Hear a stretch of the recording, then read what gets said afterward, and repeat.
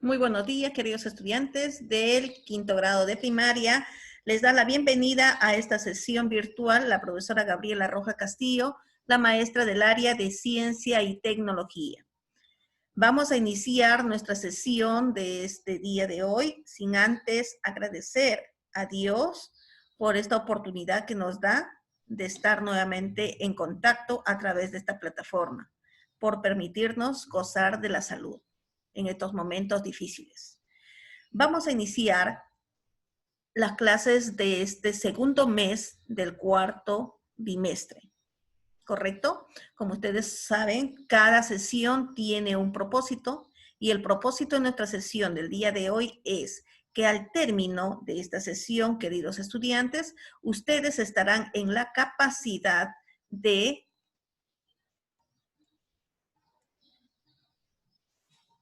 conocer y comprender las relaciones que existen entre los seres vivos, sus características y la importancia de estas relaciones para la continuidad de la vida, ¿correcto? Entonces, el día de hoy vamos a conocer. Nosotros sabemos que poblando el ecosistema encontramos a los seres vivos y a los seres no vivientes, pero entre los seres vivos, ¿habrá relaciones? ¿Qué tipo de relación habrá? ¿Serán relaciones buenas? ¿Serán relaciones malas? Eso lo vamos a aprender el día de hoy, ¿correcto? Y también vamos a ver qué es importante para que pueda seguir existiendo la vida sobre la faz de la Tierra. Correcto. Entonces, para poder lograr nuestro propósito, necesitamos que ustedes estén atentos a esta sesión. Muy bien. Ahora sí, vamos a iniciar nuestra sesión. Tema 24. Biocenosis y relaciones biológicas. Cuando nosotros hablamos de ecosistema, hablamos de la naturaleza, sabemos que la naturaleza está formado por todos los seres vivos y también por seres inertes, que son necesarios para que los seres vivos puedan existir. Dentro de los seres inertes tenemos, por ejemplo, el suelo, tenemos el agua, tenemos el aire, tenemos la luz, tenemos el calor, la temperatura, etc. Son componentes que no tienen vida. Pero también dentro de esta naturaleza, dentro de este ecosistema, vamos a encontrar a un grupo de seres vivos. ¿Quiénes son los seres vivos que están en este ecosistema? Por ejemplo, son los animales y las plantas. ¿Correcto? Los animales y las plantas. A este grupo de seres vivos que está formado por los animales y las plantas, también se les conoce como la comunidad biótica. Bio viene de vida, la comunidad biótica. Y el día de hoy vamos a hablar de esa comunidad que se conoce con el nombre de comunidad biótica o biocenosis. ¿Correcto? La biocenosis. Entonces, ¿cómo podríamos definir a la comunidad, al grupo de los seres vivos? Como una comunidad biótica o biocenosis. Es el conjunto de todos los animales y los vegetales que ocupan un área determinada. Se condicionan mutuamente, se mantienen en estado dinámico en virtud de su propia reproducción y solo dependen del ambiente exterior animado de manera no esencial de los organismos ajenos a la biocenosis. ¿Correcto? Entonces, esa agrupación de seres vivos que van a ocupar un determinado lugar, una determinada área, que van a, de repente, cumplir las funciones vitales de reproducción, de protección, de compañía, etcétera, a esa agrupación de seres vivos se le conoce como biocenosis. ¿Ya? Entonces no se olviden, la biocenosis es la agrupación de seres vivos, animales y vegetales que ocupan un área determinada. Muy bien. Ahora, ¿y cómo se relacionarán estos seres vivos? ¿Se relacionarán entre ellos o no? A ver, vamos a conocer ello. primeramente, quién habrá dado ese concepto de biocenosis? ¿Quién habrá dado los primeros indicios de seleccionar a este grupo de animales y vegetales con ese nombre? El término biocenosis fue acuñada o fue creada en 1877 por Carl Mobius, quien subraya así la necesidad de enfocar la atención no en el individuo, sino en un conjunto de individuos.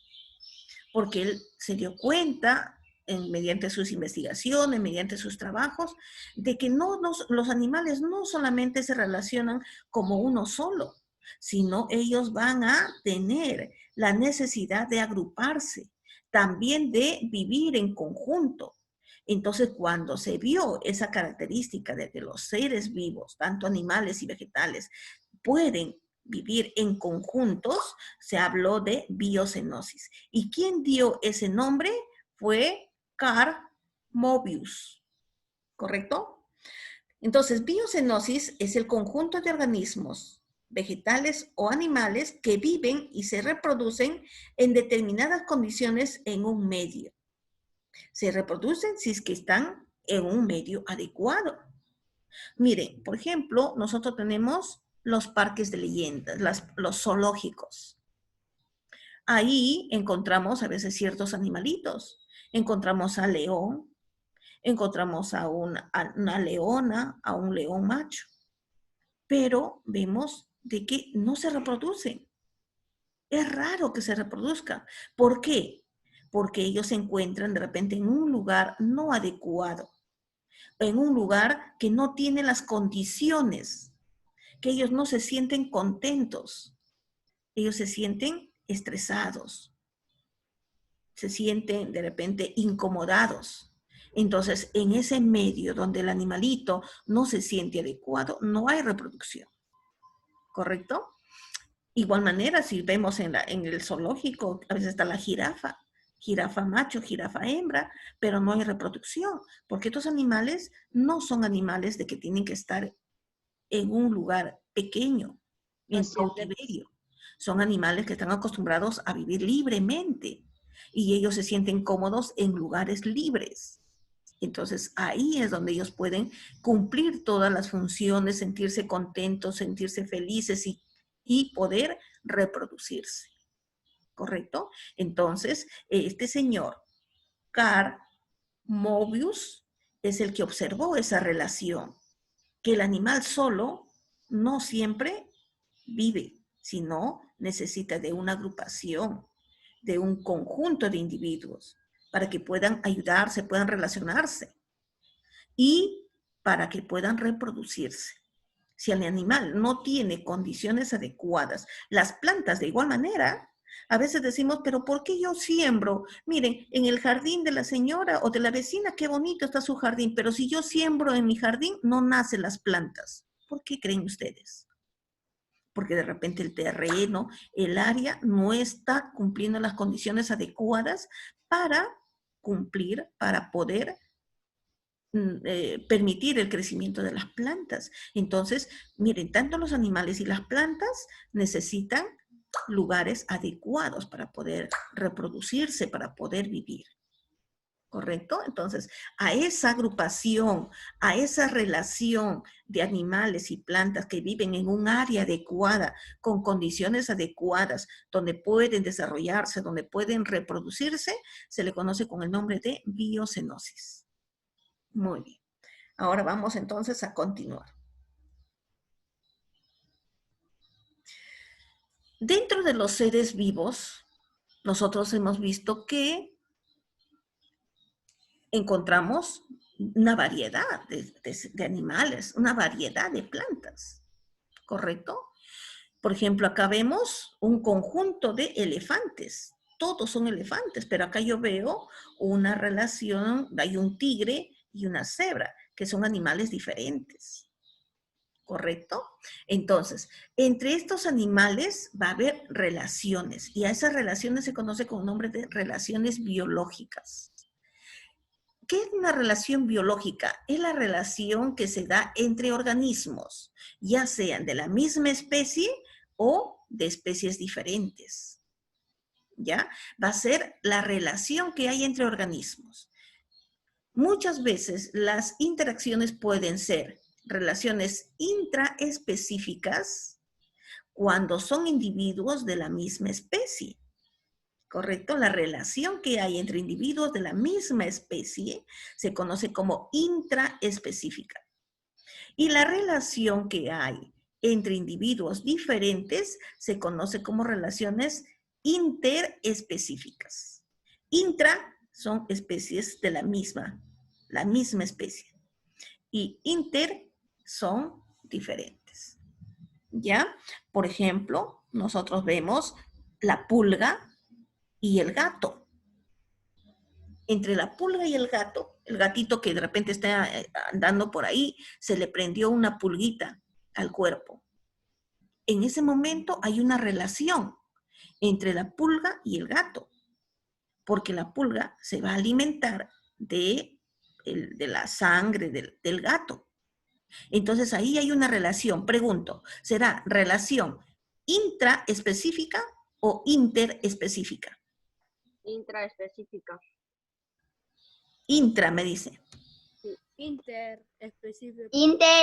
Específica.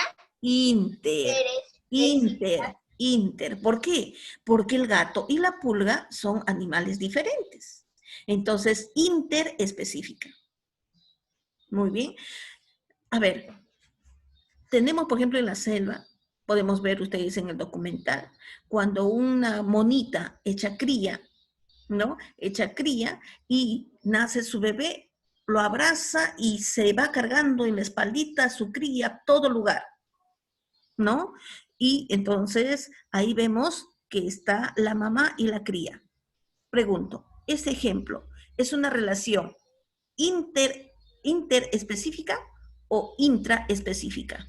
Es una relación Intraespecífica. intraespecífica. Correcto, porque los dos son iguales. Es la misma especie. Es la misma especie. Entonces, cuando están en una misma especie, es una relación intraespecífica. Y si son especies diferentes, por ejemplo acá, la cebra y el león. El león necesita alimentarse, por lo tanto va a cazar de repente a la cebra. Entonces acá es una relación interespecífica. ¿Ya?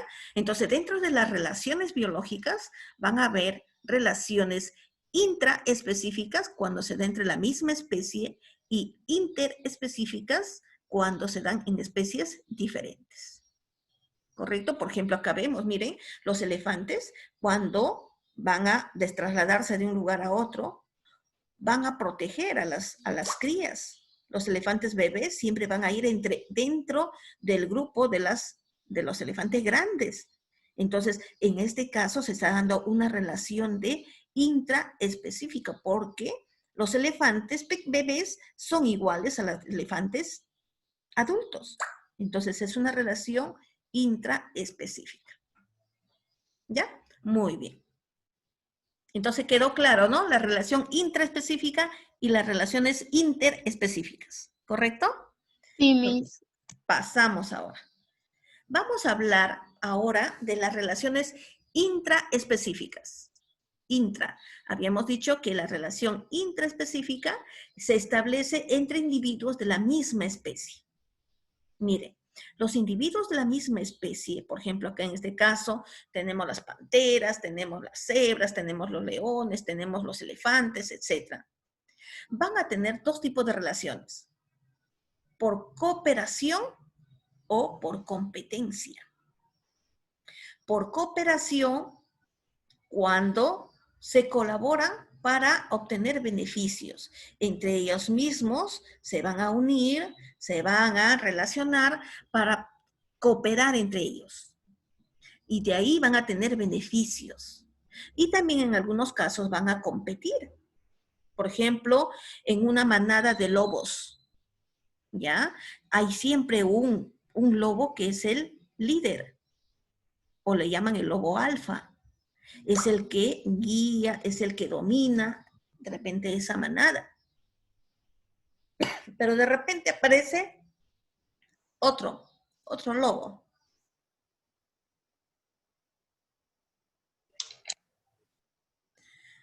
Aparece otro lobo que va a empezar a competir, ¿ya? Que va a querer tener ese poder de tener el lugar de este lobo alfa. Entonces, entre estos dos van a competir.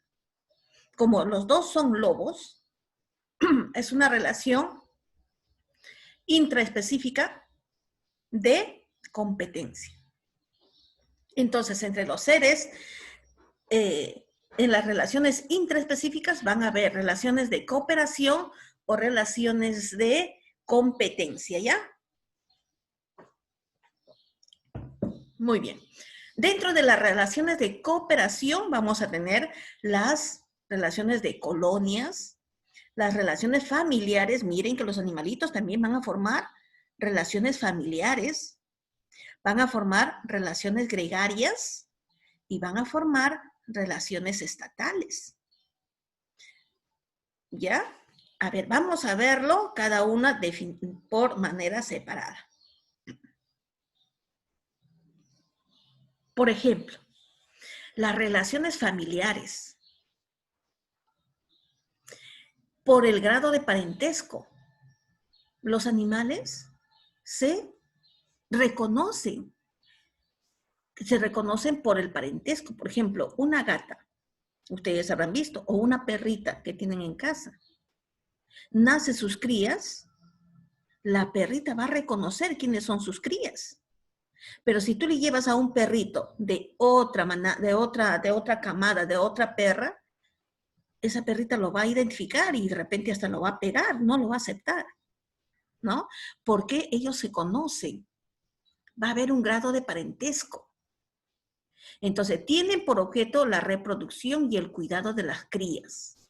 Se unen para reproducirse y para cuidar a sus crías.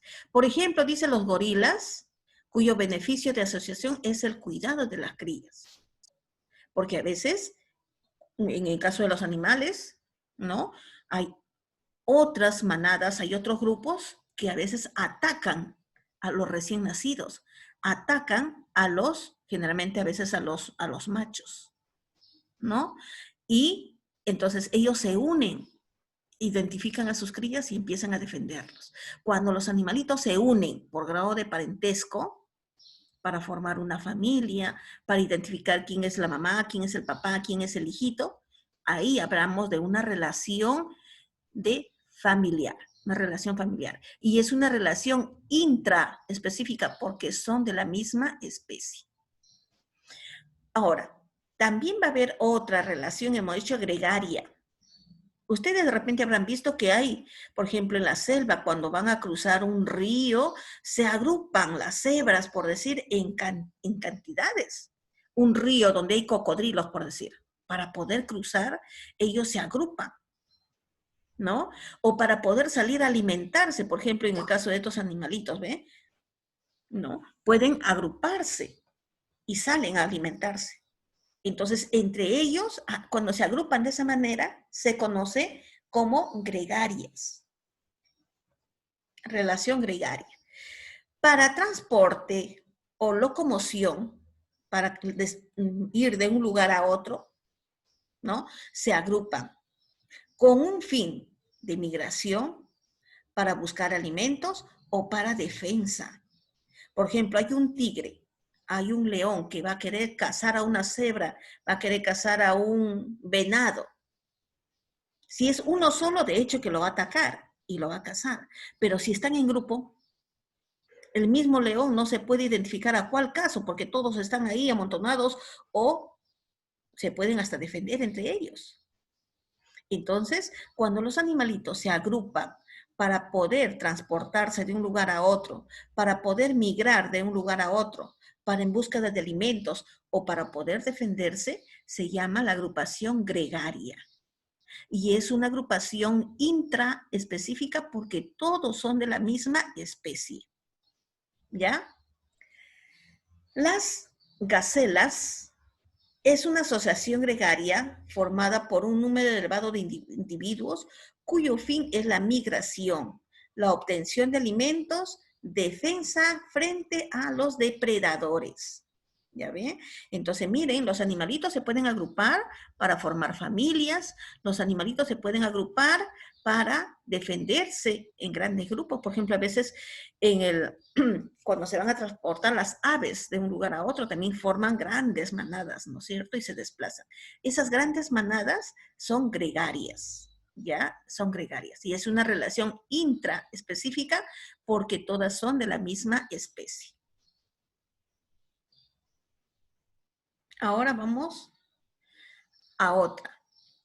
¿Quién no ha conocido, quién no conoce, ha visto o de repente ha probado la miel de abeja? Y sabemos de que la miel de abeja es producida por estos animalitos que son las abejitas, muy importantes en la vida, porque ellos cuando van a recolectar el néctar de las plantas, en su cuerpito van a llevar el polen de una planta a otra. Y el de llevar los polen, ellos van a contribuir a que la planta se pueda reproducir y forme los frutos. Pero lamentablemente, por el uso de los insecticidas, por el uso de las pesticidas que usan los agricultores, están matando las abejas. Y las abejas son importantes. ¿Ya? Entonces, las abejitas, ¿quién no ha visto un panal de abeja? Un panal de abeja es una agrupación donde viven una cantidad de abejas. Y han escuchado que dentro de ellas hay una reina. Sí, ¿no es cierto? Cada panal tiene una reina. Entonces, a esa agrupación donde hay una reina, hay unas obreras, ¿no? Hay unos zánganos. ¿Han escuchado hablar de las abejas? Hay una abeja reina, abejas obreras, abejas que son zánganos.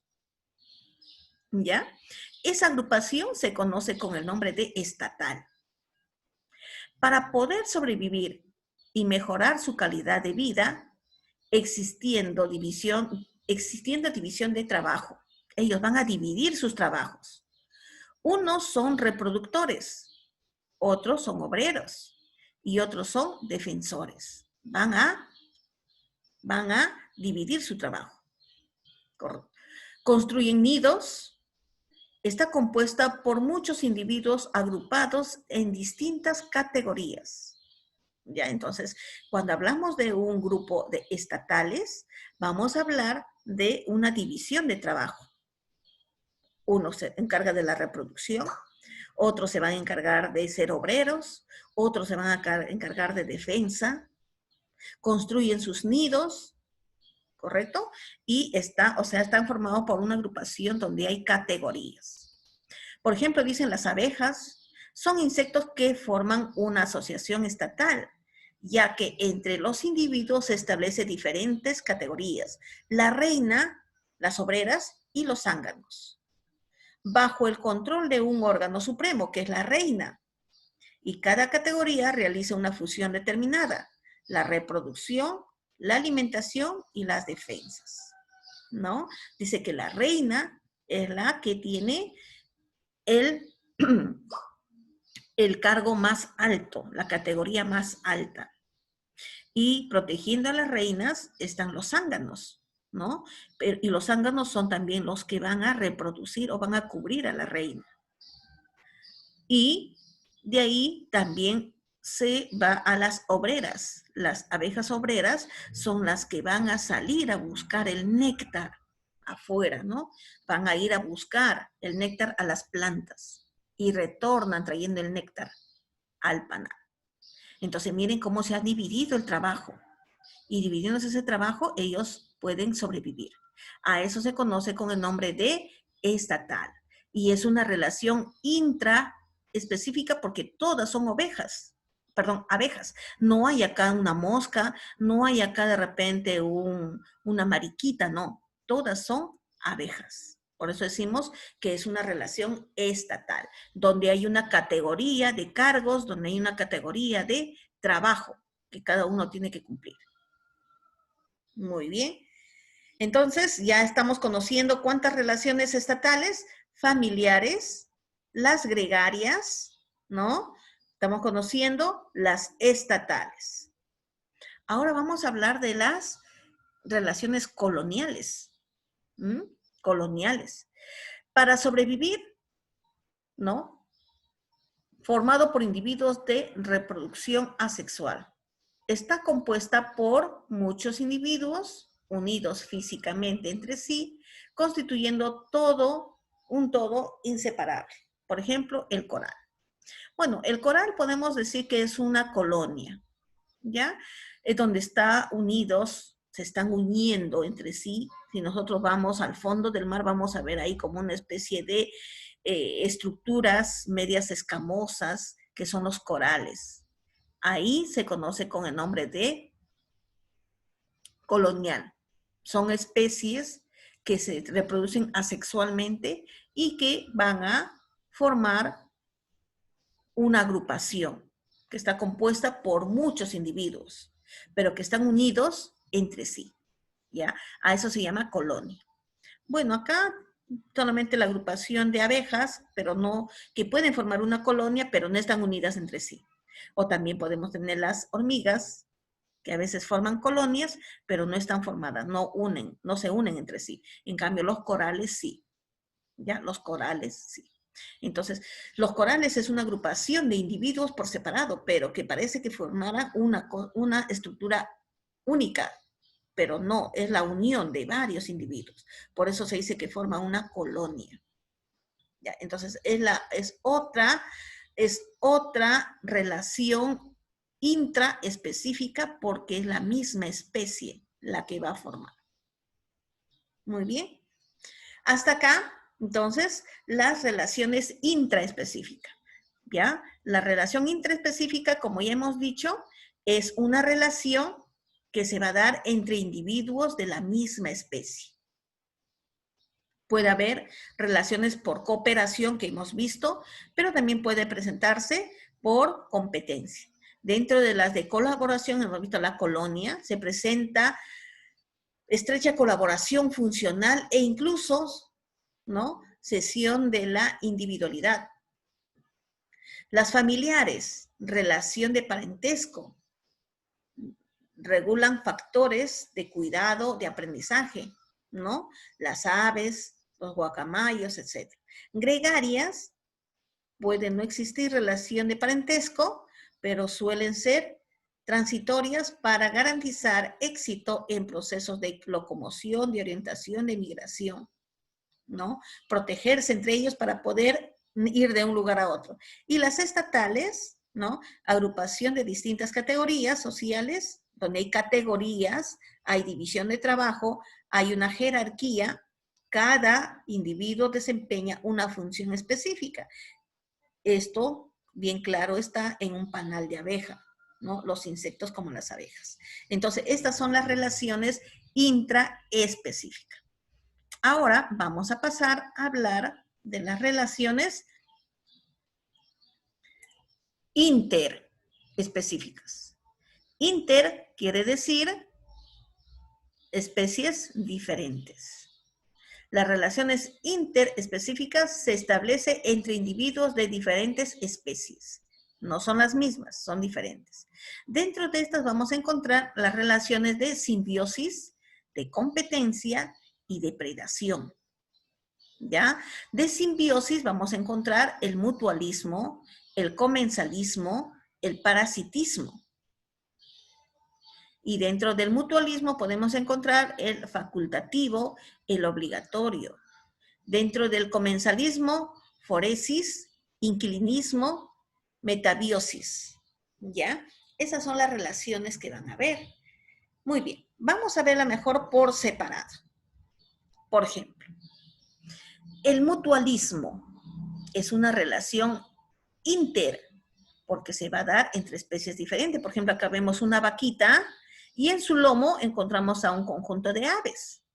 Por ejemplo, acá vemos un hipopótamo y que le están rodeando una cantidad de peces. Acá vemos a un cocodrilo que abre la boca y ahí está ubicado un ave. Son especies diferentes, ¿correcto? Entonces, es una relación interespecífica. En este caso se llama mutualismo, ¿Por qué? Porque en esta relación, dice, es la interacción entre individuos diferentes, de diferentes especies, en donde ambos se van a beneficiar. Ambos. Es el caso de ciertos pájaros que se posan sobre el lomo de las vacas y caballos y picotean los piojos, pulgas y garrapatas. Así, las aves se benefician porque se alimentan, mientras que las vacas y los caballos se liberan de las molestias de estos parásitos. ¿Ya ves?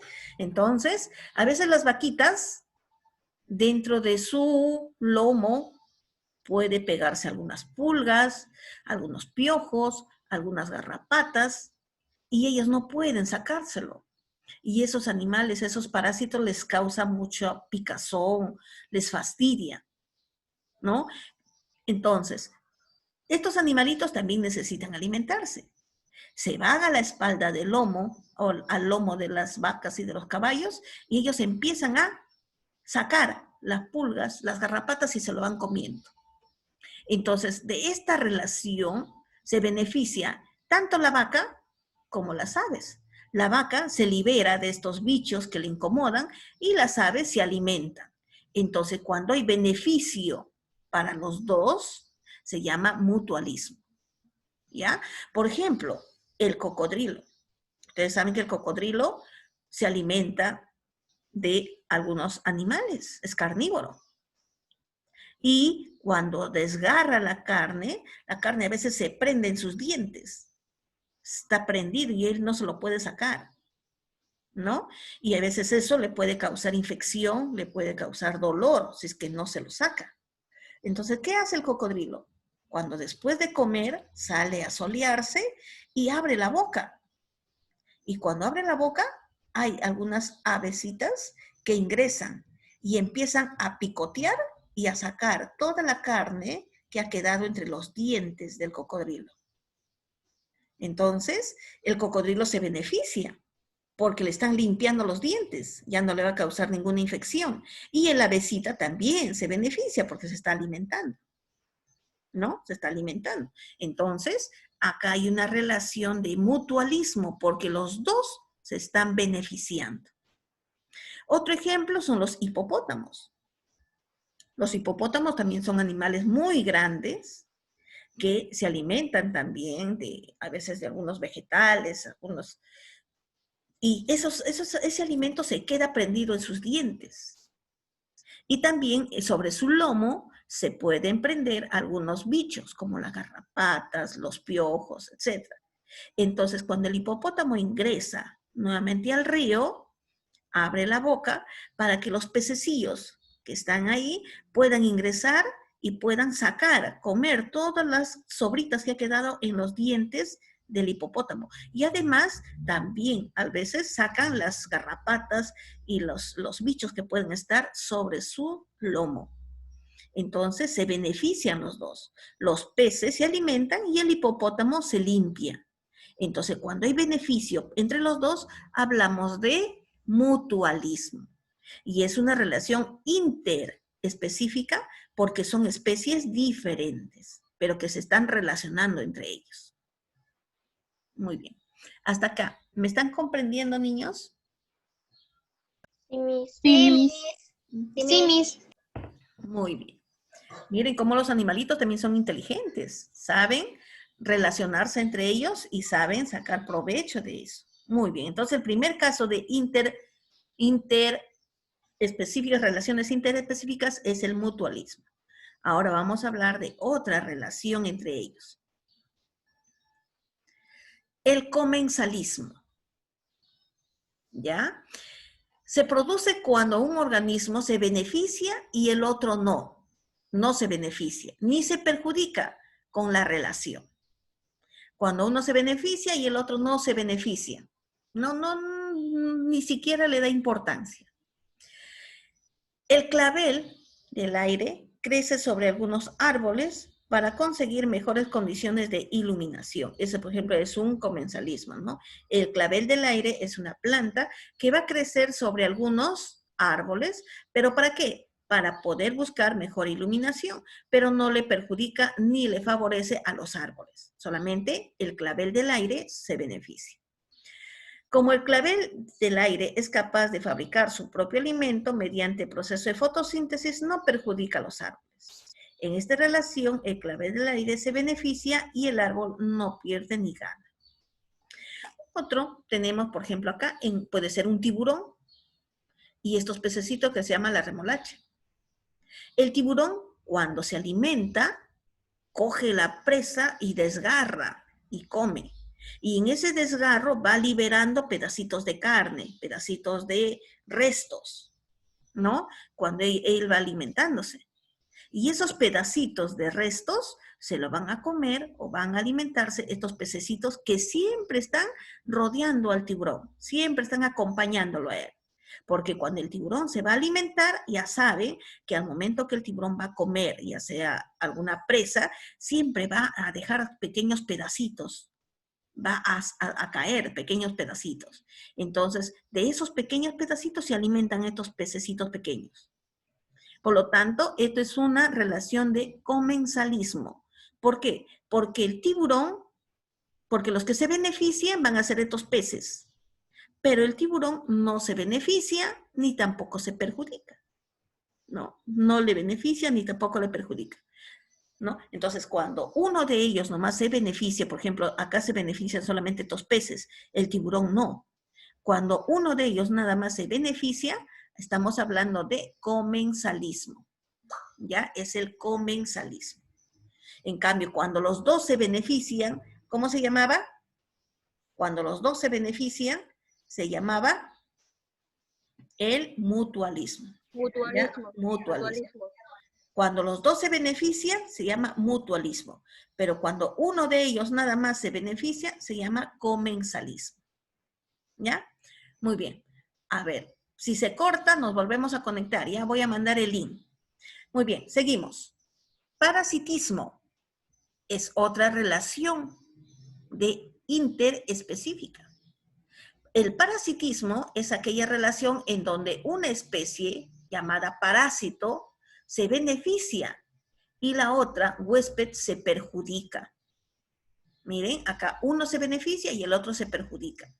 Los parásitos pueden ser bacterias, pueden ser hongos, pueden ser animales o vegetales, que se alimentan de sustancias producidas por el huésped. Las pulgas y las garrapatas que se encuentran sobre el cuerpo de algunos animales alimentándose de su sangre son parásitos.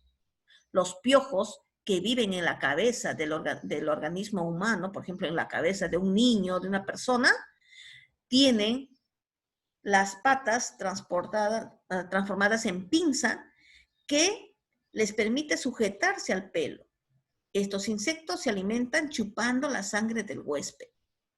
Entonces, cuando uno de ellos se beneficia y el otro se perjudica,